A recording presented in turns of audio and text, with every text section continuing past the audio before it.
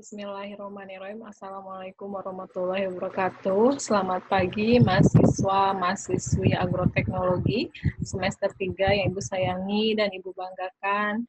Selamat berjumpa kembali. Pada hari ini, tepatnya hari Kamis tanggal 3 Desember 2020, kita akan melaksanakan kembali untuk perkuliahan metode statistika.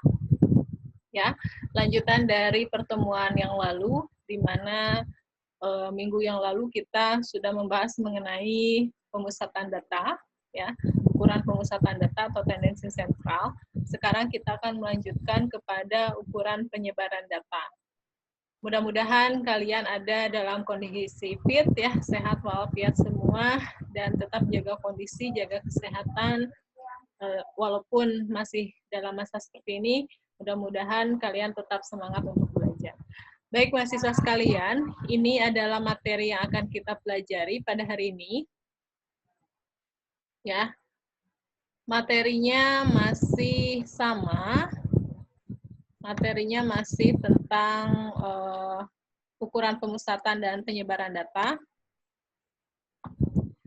Ibu ingatkan kembali untuk yang belum mengerjakan tugas atau belum mengirimkan tugas, harap untuk mengirimkan ke alamat email Ibu jika sudah mengerjakan semua. Ya, baik. Oke, kita mulai.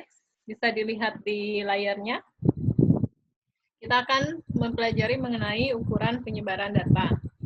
Nah, yang dimaksud dengan ukuran penyebaran data itu, ya, jadi suatu ukuran yang menyatakan seberapa besar nilai-nilai data berbeda atau bervariasi dengan nilai ukuran pusatnya, atau seberapa besar penyimpangan nilai-nilai data dengan nilai pusatnya. Baik ya. Nah, yang pertama ada jangkauan atau rank. Nah, jangkauan atau rank ini adalah selisih antara nilai maksimum dan nilai minimum yang terdapat dalam data. Berarti kalau kita nanti mencari rank atau jangkauan, kita tinggal cari saja X-max, ya, dikurangi dengan X-min. Oke? Nah, contohnya, tentukan rank atau jangkauan data dari nilai 10, 6, 8, 2, dan 4. Ya. X-max-nya adalah 10. Ya, nilai yang paling besarnya adalah 10. Dan nilai yang paling kecilnya adalah 2. Sehingga 10 dikurangi 2 yaitu 8. Jadi, rank, ya, jangkauan dari data tersebut adalah 8. Ya. Nah, sekarang ada yang dimaksud dengan simpangan rata-rata. Kalau ini berarti kita menghitung atau ya nilai rata hitung harga mutlak simpangan-simpangannya atau sekumpulan bilangan dari nilai rata-rata hitung dan harga mutlak simpangan-simpangannya. Baik, ini memiliki rumus ya, simpangan rata-rata itu. Sigma kalikan X min X bar, ya, X bar itu adalah min rata-rata ya per jumlah data. Ini untuk data tunggal. Jadi data tunggal rumusnya sigma X kurangi X bar per N jumlah data. Contoh, nilai ulangan matematika dari 6 siswa itu ada 7, 5, 6, 3, 8, dan 7. Tentukan SR-nya. Nah, kita carikan dulu X-bar-nya.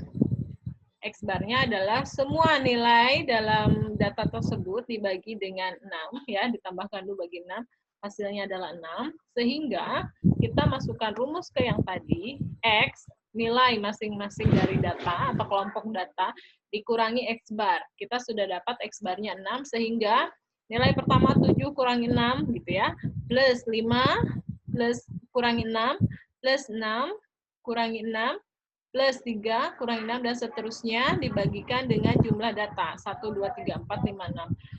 6 jumlah datanya, sehingga simpangan rata-ratanya bernilai 1,33. Sampai sini bisa dipahami? Baik, ini baru pemanasan ya, mahasiswa sekalian. Next, ini adalah untuk data yang berbobot atau data yang sudah kita kelompokkan, yang ada distribusi, tabel distribusinya. Data SR atau simpangan rata-ratanya sigma F kalikan X min X bar per sigma F, di mana X itu adalah data KI, data berbobot, atau titik tengah kelas interval, ya.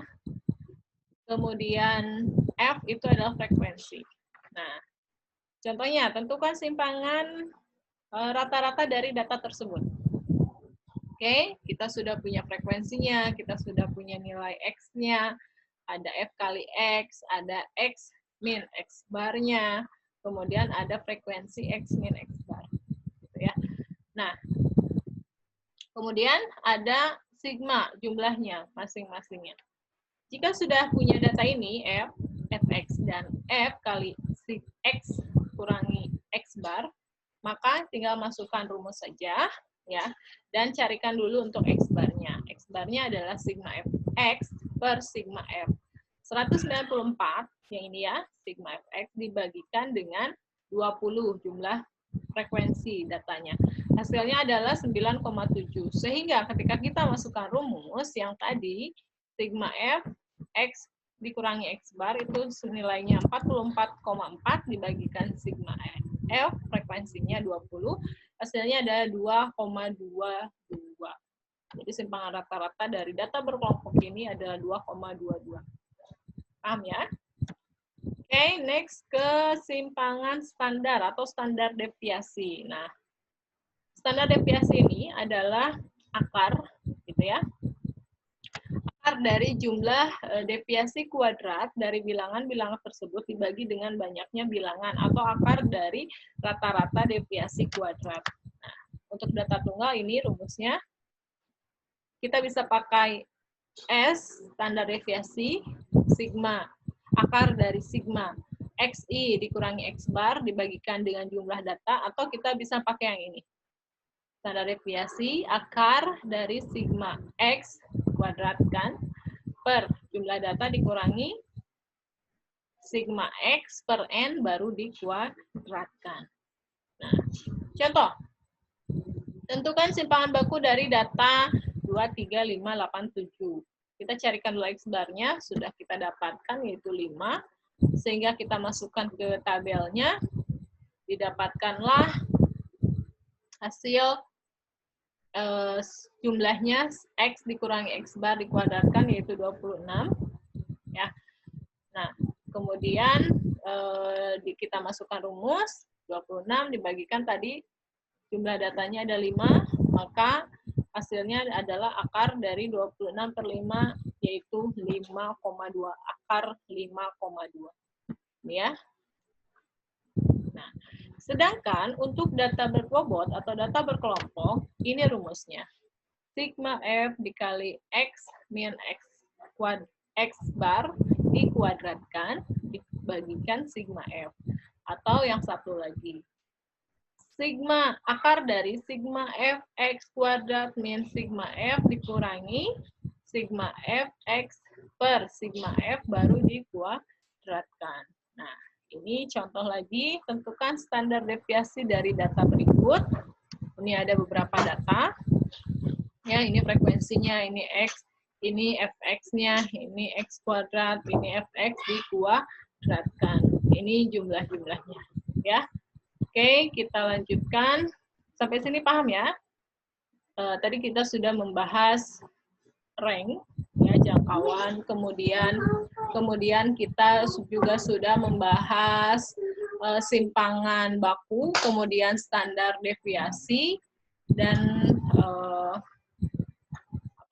ya, materinya sudah kita bahas. Oke, kita lanjutkan ke materi selanjutnya, yaitu ada kuartil, desil, dan persentil. Baik, yang pertama yang dimaksud dengan kuartil.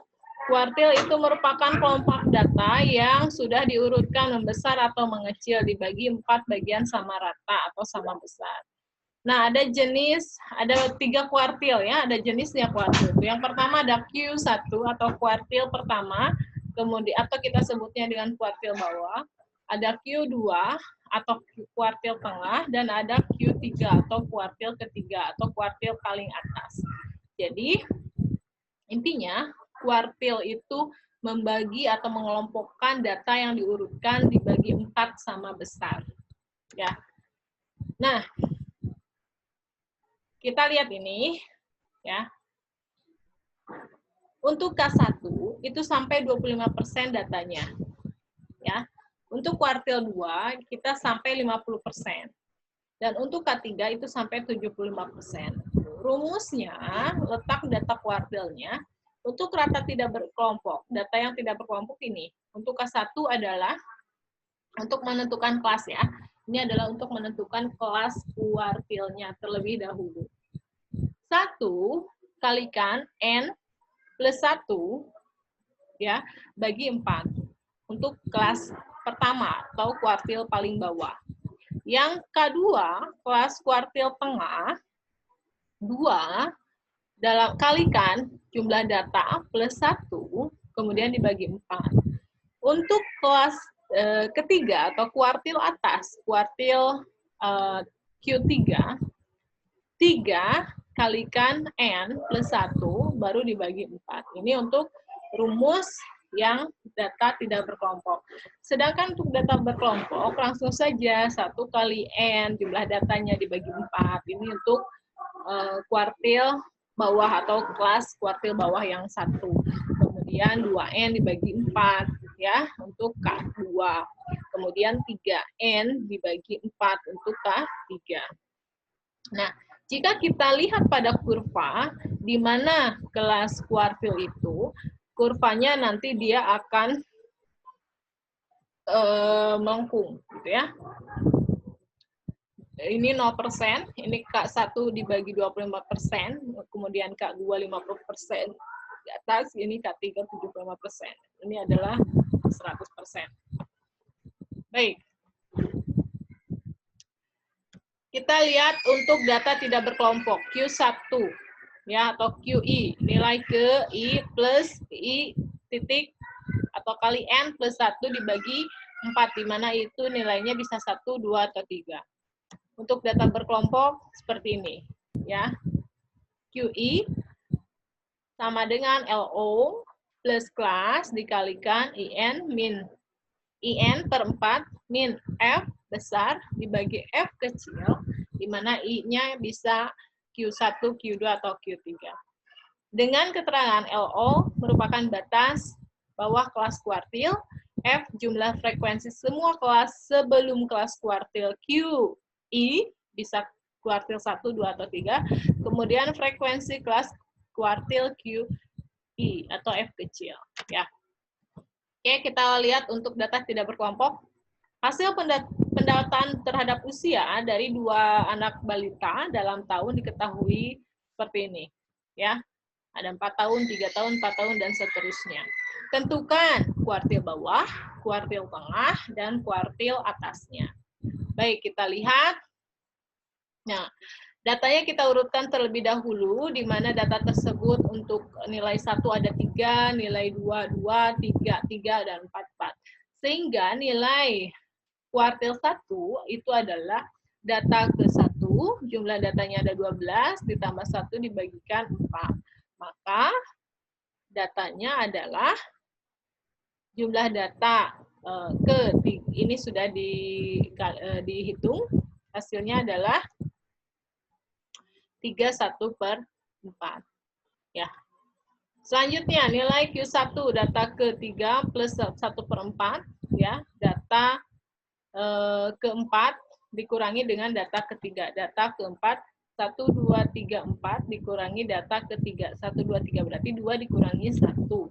Ya. Hasilnya adalah 1. Sehingga nilai kuartil 1 itu adalah 1. Berdasarkan rumus yang data tadi ya, tidak berkelompok. Oke, selanjutnya ada letak data kuartil kedua. Data ke-6, kemudian 2 dikalikan 12 tambah 1 dibagi 4, ya, 1/2. Nah, data ke-6 ini ditambahkan dengan 1/2, dikalikan data ke-7 dan data ke-6. Kita lihat data ke-6 itu ada nilainya 1, 2, 3, 4, 5, 6, 3. Ya. 3, data ketujuhnya juga sama 3, berarti ketika kita hitung nilai Q2 atau kuartil tengahnya adalah 13,5 dikalikan 3 kurangi 3, hasilnya adalah 3. Jadi letak kuartil keduanya yaitu nilainya 3. Next. Ini untuk data yang berkelompok. Berarti sudah ada tabel distribusi frekuensinya seperti ini. Q1 akan membagi data menjadi 25%, Q2 menjadi 50%, Q3 menjadi 75%.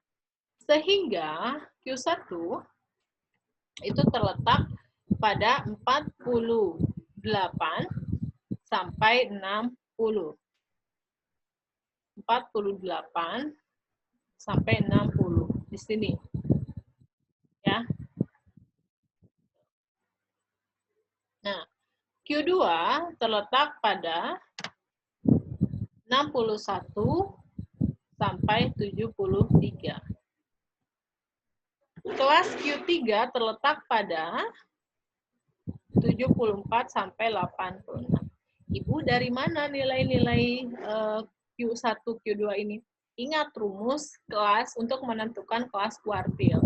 Kalau data tidak berkelompok tadi yang di depan, maka rumus yang awal, kalau data untuk berkelompok adalah kalau K1, 1 dikalikan N plus 1. Kemudian K2, 2 dikalikan N plus, yang itu ya, yang tadi di awal ya. Nah itu, setelah kita hitung, maka ada di antara ini nilainya. Lihat ke frekuensinya. Gitu ya. Oke, kita lanjutkan. Untuk Q1. Q1 sama dengan tadi. 48 sampai 60. Berarti dikurangi 0,5. Ya, 48 kurangi 0,5 itu 47,5. Plus C. C itu dari mana? Dari kelas. Ya, dari kelas intervalnya. Kita hitung 9 sampai 21 itu ada 13. 9, 10, 11, 12, 13, 14, 19, 16, 17, 18, 19, 20, 21. Ada 13 kelas interval. Kemudian 1 dikali 60, karena kita carikannya Q1 atau kuartil 1, 1 dikali 60, ini frekuensi datanya per 4 dikurangi 11. 11 ini dari mana? 11 ini adalah frekuensi kelas kuartil ditambahkan dengan frekuensi yang kelas sebelumnya. Ya, hasilnya adalah 11. Maka dibagikan 8, hasilnya untuk Q1 setelah dihitung yaitu 54. Untuk Q2 sama prosesnya seperti itu juga ya. Kalau Q2 berarti di sininya 2. Yang bedanya adalah ininya ya,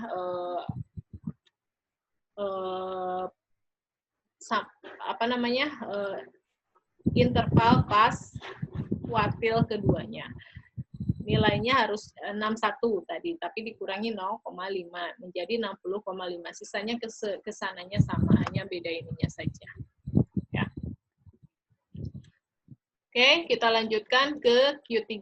Q3 pun begitu sama, karena tadi kelas intervalnya ada di 74 sampai sekian, maka 74 dikurangi 0,5, hasilnya 73,5, tambahkan kelas intervalnya 13, kalikan karena Q3 ininya 3, kali 60 per 4, kurangi 31 per 23, hasilnya adalah 81,41. Oke, latihan. Silakan tentukan nilai Q1 dan Q2 dari data nilai ini. Nah, jadi caranya kita perlu dulu kelas intervalnya yang mana. Untuk menentukan Q1, 1 per 4 dikali jumlah datanya 40 data atau 10 data. Nah, jadi Q1 itu terletak pada kelas interval ketiga, gitu ya. Tadi ini ya, ketiga. Dengan B54, ya.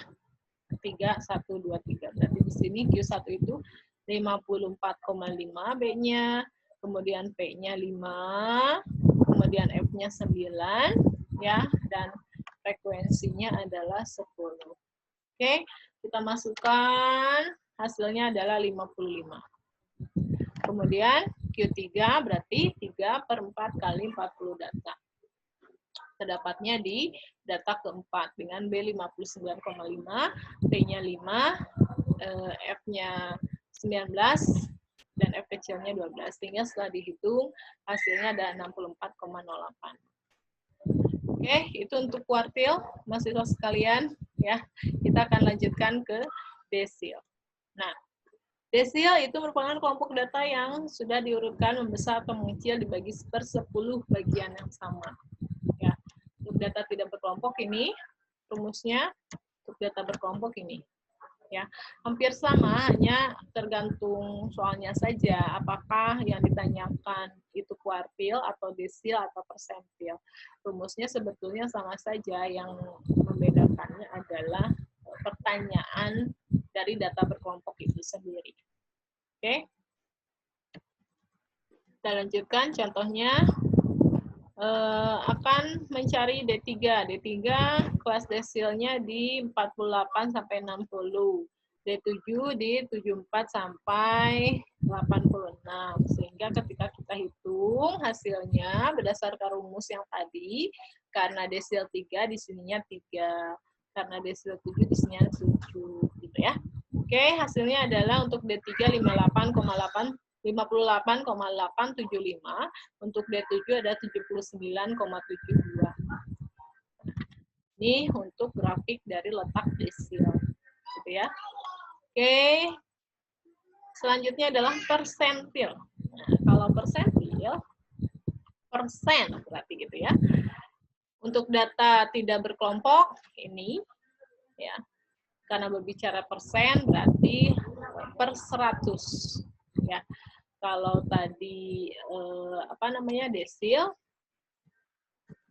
itu dia dibagi per 10, ya. Kalau kuartil per 4, itu bedanya adalah pembaginya. Kalau pembagi desil 10, kuartil 4, persentil persen gitu ya, 100. Oke.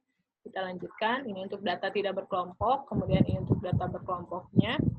Contohnya, hasil ujian analisis regresi korelasi dari 50 mahasiswa agroteknologi ada sebagai berikut. Tentukan nilai persentil 40 dari data tersebut.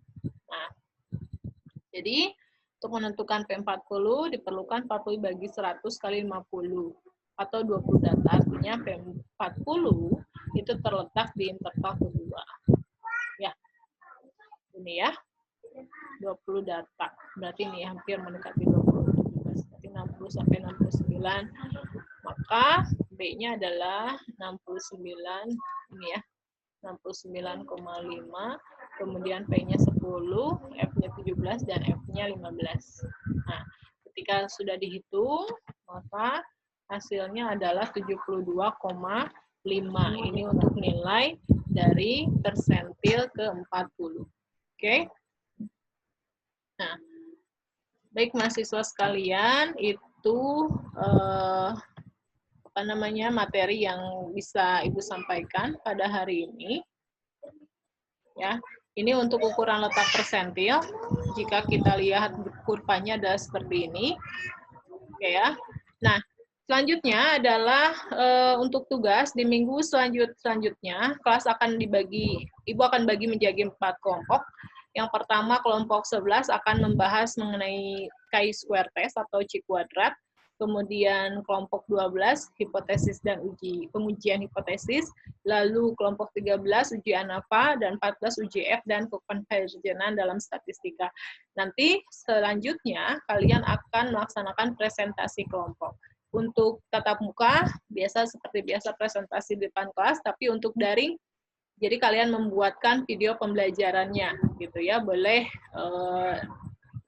teknisnya bebas, cara apapun. Yang penting ada video penjelasan dari materi yang sudah kalian tentukan dan dikirim ke Ibu, gitu ya.